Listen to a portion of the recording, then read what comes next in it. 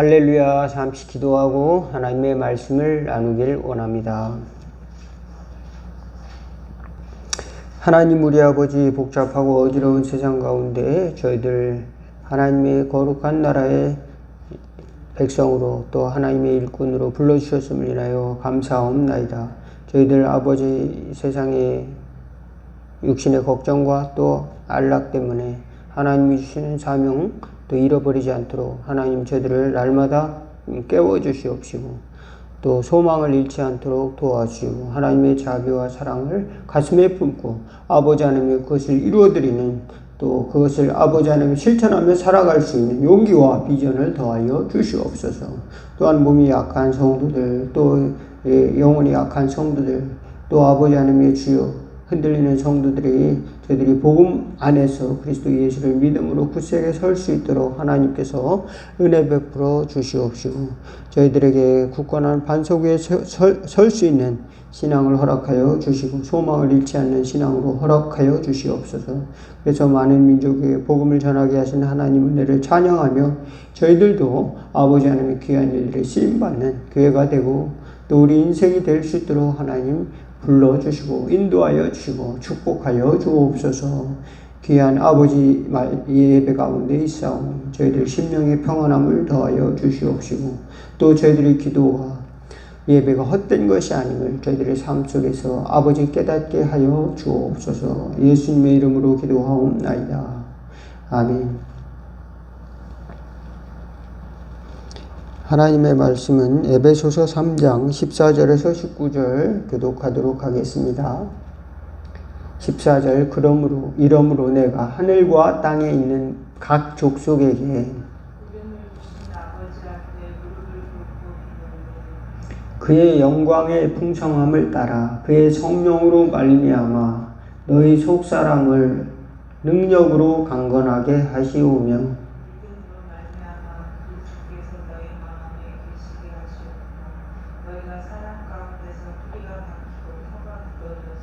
능히 모든 성도와 함께 지식에 넘치는 그리스도의 사랑을 알고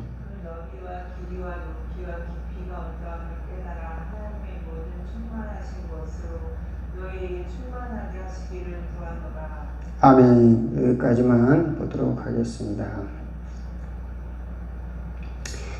우리가 이제 신앙생활을 하기 위해서 신앙생활을 하고 또 하나님의 복음을 이제 받아들여서 복음을 가지고 살아가려고 이제 결정을 했단 말입니다. 어떻게 해요? 이제 전도자들을 통해서 우리에게 복음을 전한 사람이 있을 거 아닙니까?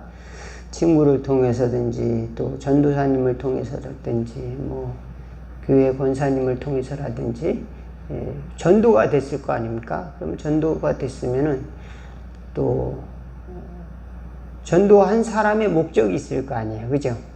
이 사람이 교회 와서 잘 됐으면 좋겠다. 또는 신앙생활을 하면서 행복했으면 좋겠다. 그런 목적도 있을 거고 또 천국에 하나님의 나라의 자녀가 되기를 바란다. 교회 신앙생활을 하면서 이런 목적도 있을 겁니다. 그래서 사도 바울은 그가 전도한 성도들에게 하나님의 사랑을 알기를 간절히 바라고 있어요. 그러니까 전도하고 그냥 끝 이게 아니라 그 믿음이 터가 굳어져서 그 뿌리가 박히고 나무가 점점점 자라서 열매를 맺듯이 점점점 자라나야 되는데 그 자라나기를 위해서 기도를 하는데 그 내용은 무엇인가? 하나님의 사랑을 알라는 겁니다. 여기 보니까 하나님의 영광의 풍성함을 따라서 성령으로 말미암아 우리 속사람을 강건하게 하시고 그래서 우리 속사람이 뭡니까? 우리 속사람이 하루에도 12번 또 하루에도 수백 번씩 이렇게 왔다 갔다 하는 게 아니라 굳센 믿음을 갖고 변치 않는 믿음을 갖고 강하게 되길 원한다는 겁니다. 그저 작은 나에게 무슨 안 좋은 소리를 들렸다고 해서 이제 금방 요동치는 그런 신앙이 아니라 좋지 않는 소리를 듣는다 하더라도 이제 기도를 하고 또 하나님 우리 믿음이 흔들리지 않는 그런 또 내가 반성할 일이 있으면 또 하나님께 회개하고 또 까닭없이 나를 오해하고 미워하는 사람이 있을지라도 또 이제 흔들리지 않는 그런 신앙을 갖기를 원하는 것이에요. 또 나아가서 굳센 믿음, 하나님이 변치 않는 사랑과 또 하나님의 역사, 또 하나님의 나라를 믿는, 또 하나님의 능력을 믿는 그런 믿음을 갖기를 원하는 겁니다. 요동치는 풍랑 때문에 배에서 두렵고 떨리고 또 요동하는 마음을 갖는 것이 아니라 그런 속에서도 평안한 믿음을 갖기를 또 원하는 것이죠. 여기 17절을 보니까 그리스도께서 너희 마음에 계시게 하옵시고, 예수님 믿다가 여러분 신앙생활 하다가 교회를 열심히 다니는데 마음엔 예수가 없어요. 그런 사람들이 얼마나 또 많이 있을까요? 마음에 예수님이 있기를 주의 이름으로 축원을 드리겠습니다. 마음에 이제 교회를 다녀서 이제 내 원수들을 이기고 내 경쟁자들을 이기고 이제 나만 잘 되기를 원합니다. 나만 행복하고 평안하면 됐지 뭐 더 바랄 것이 있느냐, 이런 마음이 아니라 우리 마음 속에 그리스도 예수가 있게 되기를 전도자 바울은 기도하고 있다는 겁니다. 그러므로 우리도 신앙생활 할 때 우리 자신을 위해서도 우리 자신 속에 마음에 예수님이 있게 하옵소서 기도할 수 있기 바라겠습니다. 또 우리 이웃을 위해서도 그렇게 기도하세요. 교회를 위해서도 그렇게 계세요. 우리 그렇게 기도했으면 좋겠습니다. 우리 교회가, 이 땅의 교회가 예수님이 그 마음 속에 있게 하옵소서. 이 땅의 모든 교회 성도들의 마음 속에 뭐가 있어야 됩니까? 마음 속에 돈이 아니라 예수님이 있게 하옵소서. 이렇게 기도하기를 바라겠습니다.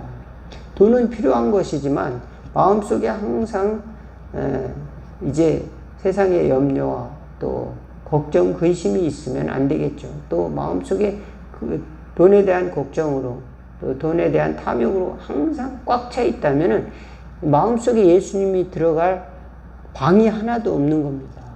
방이 없어져 버려요. 점점 축소가 되어지는 거죠. 마음속에 예수님이 있어야 되는 겁니다. 그러니까 마음속에 예수님이 있을 자리가 있도록 우리가 마음을 비워야 됩니다. 그래서 그곳에 주님을 초청하는 것이 또한 우리가 해야 될 기도의 싸움인 것입니다. 그러므로 세상에 있는 욕심을 그냥 내버려 두면은 거의 자풀이 나는 겁니다. 세상에 있는 욕심의 씨앗들이, 세상에 있는 욕망의 씨앗들이 그냥 이렇게 나는 것이죠. 제가 저희 그 고향에 산에 논이 있었습니다. 산에 논이 몇 마지기가 있었는데 제가 어렸을 때는 산으로 가는 길이 이제 좁았어요. 그래서 그곳에 벼를 심으려면은 지게로 이제 벼의 모종을 이렇게 한 묶음씩 이렇게 찜을 져가지고 이제 지게에다 그것을 싣고 올라가가지고 손으로 그곳에 이제 다랭이 논에, 그러니까 그 산 사이에 그 계곡 같은 그런 논에다가 이렇게 심었던 기억이 나요. 아주 어렸을 때. 그곳에는 이제 이 기계가 못 들어가니까 순전히 이제 삽으로 하고 또 이제 몸으로 일을 해야 되는 그런 손으로 하고 그런 일들을 했는데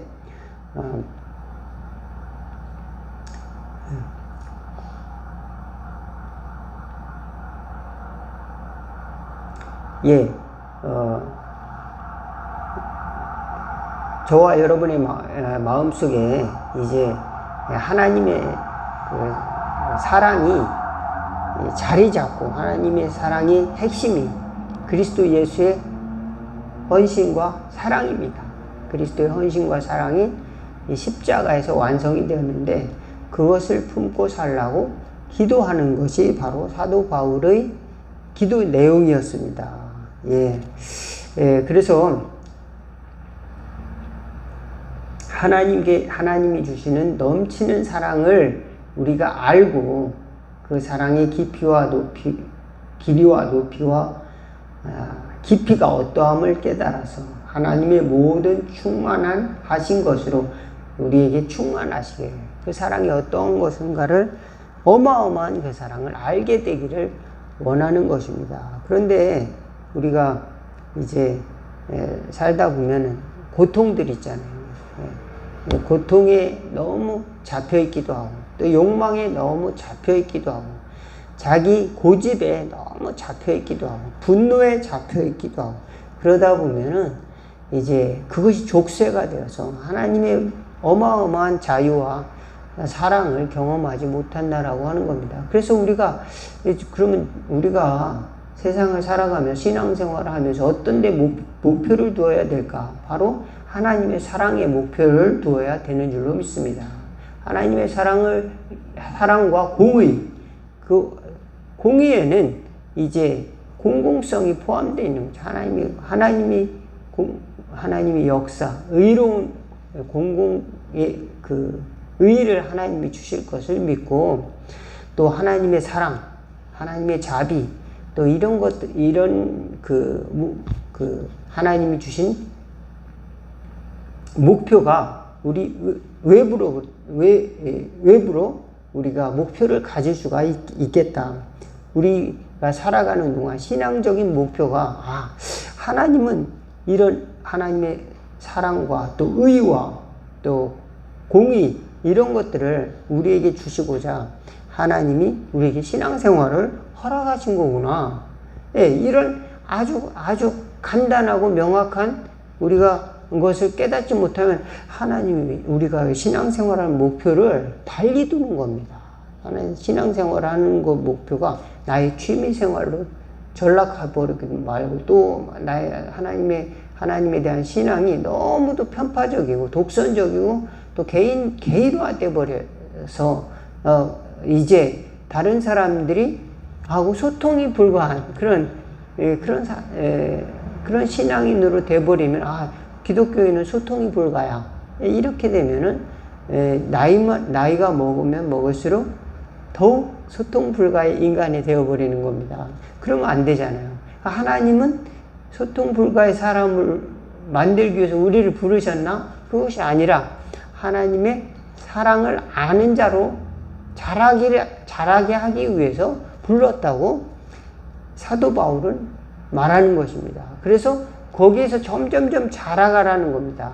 하나님을 아는 지식에서 자라가고 지혜에서 자라가고 또 뭐에서 자라갑니까? 하나님의 능력이 어떠한 것을 알라고 우리를 부르신 겁니다. 그래서 이거 좀 알아 이렇게 해서 그거 알까요? 그렇지 않고 사도 바울도 이것 좀 알란 말이야. 그래가지고 몰라? 그럼 매점 맞아. 이런 식으로 한 게 아니라 사도 바울은 간절히 그 성도들이 그렇게 되기를 기도했다. 그러니까 하나님이 주셔야 우리에게 그 지식의 그 머리가 열린다는 겁니다. 하나님이 주신 그 계시의 정신이 열린다는 겁니다. 그래서 하나님의 사랑을 누가 알까요? 믿는 사람이 알지. 믿지 않는 사람은 하나님이 나를 사랑할까? 하나님이 어떻게 나를 사랑하지? 이상하네. 하나님은 나를 사랑하나? 하나님이 계시기나 한 건가? 전혀 지식이 없는 사람도 있다는 겁니다. 특별히 우리 신앙생활 하는 사람들은 하나님의 사랑이 어떠한 것인가를 아주 잘 알아야 되는 겁니다. 그리고 그 사랑이 얼마나 크고 깊고 넓은가를 우리가 알고 믿고 그 다음에 믿음을 가지고 하나님의 자비와 공의를 실천하면서 우리 살아가도록 곧 하나님을 향한 헌신과 또 사랑을 우리가 이제 세상에 나타낼 믿으면서 살아가라고 우리를 부르신 줄로 믿습니다. 그러기 위해서는 우리가 우리 자신을 돌아볼 때 믿음을 가져야 됩니다. 흔들리지 않은 믿음이 점점 자라나야 돼요. 그래서 신앙생활에서 믿음이 흔들리지 않도록 또 나에게 주신 작은 믿음을 잘 간직하고 소중히 붙들 수 있는 지혜가 있기를 바라겠습니다. 그리고 우리 자신이 또 세상에 유혹이 너무 많습니다. 그래서 하루에도 몇 번씩 우리가 시험을 당하는데 우리 마음을 잘 컨트롤할 수 있도록 조절할 수 있도록 우리가 건강해야 돼요. 우리가 건강한 정신과 또 마음을 갖도록 우리가 우리 자신을 잘 관리할 수 있는 지혜를 갖기를 바라겠습니다. 왜 그럴까요? 우리 쓰러질 또 연약한 흙과 같은 그런 육체의 그런 그 한계에도 불구하고 하나님은 그 연약함에도 불구하고 우리에게 반짝반짝 빛나는 영원한 가치를 선물로 주시기 때문에 그렇습니다. 믿음을 주시고 또 영생으로 인도하시는 하나님의 그 자비와 사랑을 우리에게 주셨기 때문에 우리는 하나님이 우리에게 주신 그런 선물, 그것을 잘 붙들고 관리하기 위해서라도 우리 자신을 돌아보고 죄에 빠지지 않도록 또 우리가 우리 자신을 잘 관리하고 또 조절할 수 있는 힘을 달라고 또 기도할 수 있는 저와 여러분 될 수 있기 바라겠습니다. 그래서 그것을 통해서 우리는 다른 사람에게도 선한 것으로 이끌어낼 수 있는 준비가 되는 겁니다. 다른 사람들에게 이제 그저 저 사람은 저 개인의 취향에 따라서 제멋대로 사는 사람이 아니라 하나님의 사랑으로 인하여서 저렇게 하나님이 불러주셨구나. 또 그것을 가지고 살아가는구나. 또 하나님의 능력을 가지고 또 살아왔구나. 믿음을 가지고 사는구나. 이렇게 깨달을 수가 있을 줄로 믿습니다. 왜냐하면 우리 자신이 우리 스스로를 통제하지 못하면은 다른 사람이 생각할 때 저는 저 자신도 통제하지 못하면서 어떻게 다른 사람에게 하나님의 은혜를 전할 수가 있겠는가? 윤리적인 기준을 제시할 수가 없게 되는 겁니다. 도덕적인 기준을 제시해 줄 수가 없으면 우리가 세상에서 리더십을 행사할 수가 없는 겁니다. 리더십이 이제 바닥으로 떨어져 나가는 것이죠. 그러니까 저와 여러분들이 하나님이 우리에게 주신 비전이 얼마나 위대하고 가치 있는 것인가를 붙들고 하나님을 사랑하고 또 하나님의 능력과 그 나라의 선한 지식을 알기를 간절히 사모하는 저와 여러분 되시기를 주의 이름으로 축원을 드리겠습니다. 그래서 우리가 하나님의 사랑과 또 하나님의 자비와 공의 이런 것들을 우리가 또 능력 그런 것들을 구하면서 또 우리 자신을 또 잘 다스려 가면서 기도하면서 살아갈 때 우리는 이 세상에서 너는 왜 신앙생활 하느냐? 너는 뭐하러 그렇게 신앙생활 그렇게 하게 되느냐라고 했을 때 우리가 굳이 말을 하지 않다 하더라도 이제 행동으로 보여줄 수 있는 그런 영향력 있는 리더십을 갖게 될 수 있을 줄로 믿습니다.